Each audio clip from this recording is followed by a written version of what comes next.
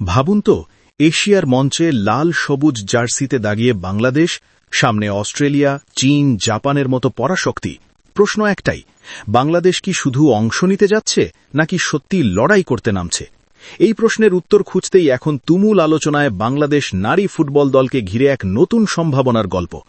2026 সালে অস্ট্রেলিয়ায় অনুষ্ঠিত হতে যাওয়া এএফসি নারী এশিয়ান কাপকে সামনে রেখে বাংলাদেশ ফুটবল ফেডারেশন বাফুফে যে প্রস্তুতির পথে হাঁটছে, সেটি শুধু নিয়ম রক্ষার নয়, বরং বড় স্বপ্ন দেখার প্রস্তুতি। কারণ এশিয়ান কাপে ভালো কিছু করতে হলে শুধু দেশীয় প্রতিভা নয়, দরকার আন্তর্জাতিক অভিজ্ঞতা, ইউরোপীয় ফুটবলের ছোঁয়া আর বড় ম্যাচের মানসিকতা। আর সেই জায়গাতেই সামনে আসছে অন্তত 3 জন ইউরোপে বেড়ে ওঠা প্রবাসী বাংলাদেশী নারী ফুটবলারের নাম, যারা লাল সবুজ জার্সিতে নতুন অধ্যায় লিখতে পারেন। বাফুফে সূত্রে জানা যাচ্ছে, আসন্ন এশিয়ান কাপে অস্ট্রেলিয়ার মতো স্বাগতিক শক্তিধর দল, বহুবারের চ্যাম্পিয়ন চীন এবং টেকনিক্যাল ফুটবলের প্রতীক জাপানের বিপক্ষে প্রতিদ্বন্দ্বিতা করতে হলে বাংলাদেশ দলকে আক্রমণ ও মাঝমাঠ দুই জায়গাতেই বড় শক্তি বাড়াতে হবে। সেই ভাবনা থেকেই ইউরোপীয় লিগে খেলা প্রবাসী বাংলাদেশি ফুটবলারদের দলে ভেড়ানোর বিষয়টি গুরুত্বের সঙ্গে বিবেচনা করা হচ্ছে। এই তালিকার শীর্ষে যিনি আছেন, তিনি শায়লা মদিনা আহমেদ। ইংল্যান্ডের নর্থহ্যাম্পটন টাউন অনূর্ধ্ব 16 দলের হয়ে খেলা এই প্রতিভাবান ফুটবলার অ্যাটাকিং মিডফিল্ডার এবং সেন্টার ফরওয়ার্ড দুই ভূমিকাতেই সমান স্বাচ্ছন্দ্য।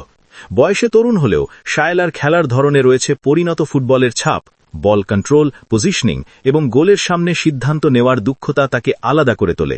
বাংলাদেশ দলে যদি এমন একজন বহুমুখী আক্রমণ ভাগের খেলোয়াড় যোগ হন, তাহলে প্রতিপক্ষের রক্ষণ ভাগে চাপ তৈরি করা অনেক সহজ হবে।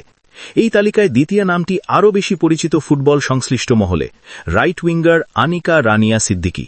গতিময় ফুটবল, দুর্দান্ত ড্রিবলিং আর উইং ধরে আক্রমণে ঝাঁপিয়ে পড়ার ক্ষমতা আনিকাকে আলাদা পরিচিতি দিয়েছে। শুরু থেকেই বাফুফের নজরে থাকা এই ফুটবলারকে দলে নিতে আগ্রহের কমতি নেই। আধুনিক ফুটবলে উইঙ্গারদের ভূমিকা কতটা গুরুত্বপূর্ণ তা নতুন করে বলার কিছু নেই। ম্যাচের গতি বদলে দেওয়া, কাউন্টার অ্যাটাকে ভয়ঙ্কর হয়ে ওঠা কিংবা একাই ডিফেন্স ভেঙে সুযোগ তৈরি করা, এই সব গুণ আনিকার খেলায় স্পষ্ট। বাংলাদেশ নারী দলের আক্রমণ ভাগে যদি আনিকার মতো একজন উইঙ্গার যুক্ত হন, তাহলে দল শুধু রক্ষণ সামলানো নয়, বরং আক্রমণাত্মক ফুটবল খেলতেও আত্মবিশ্বাস পাবে। আর তৃতীয় যে নামটি ঘুরে ফিরে আলোচনায় আসছে, তিনি জহুরা আক্তার।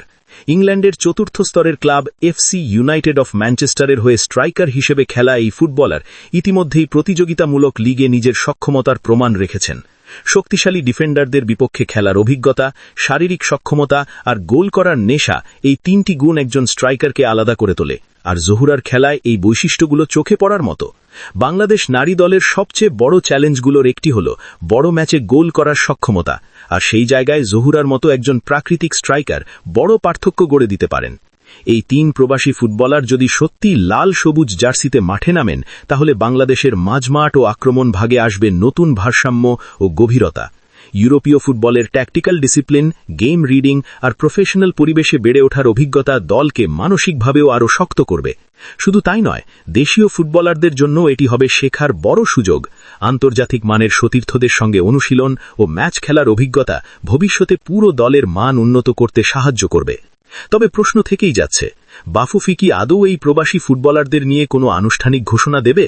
কাগজে কলমে আগ্রহ আর বাস্তব পরিকল্পনার মধ্যে পার্থক্য যে অনেক সময় আকাশ পাতাল, তা বাংলাদেশের ফুটবল ভক্তরা ভালো করেই জানেন। জাতীয় দলের হয়ে খেলতে হলে ফিফার যোগ্যতা, কাগজপত্র, সময়সূচি সবকিছুই সঠিকভাবে সামালতে হয়। তাই এশিয়ান কাপের মূল পর্বের আগে বাফুফে কতটা দ্রুত ও কার্যকর সিদ্ধান্ত নিতে পারে, সেটি এখন সবচেয়ে বড় আলোচনার বিষয়। একটা বিষয় পরিষ্কার, 2026 সালের এএফসি নারী এশিয়ান কাপ বাংলাদেশের জন্য শুধু আরেকটি টুর্নামেন্ট নয়, এটি একটি সুযোগ নিজেদের সীমা ভাঙার, এশিয়ার ফুটবল মানচিত্রে নতুন করে পরিচয় জানানোর। আর সেই পথে প্রবাসী ফুটবলারদের অন্তর্ভুক্তি হতে পারে সবচেয়ে বড় গেম চেঞ্জার। এখন দেখার বিষয়, গুঞ্জন কি বাস্তবে রূপ নেয় নাকি স্বপ্ন হয়েই থেকে যায়।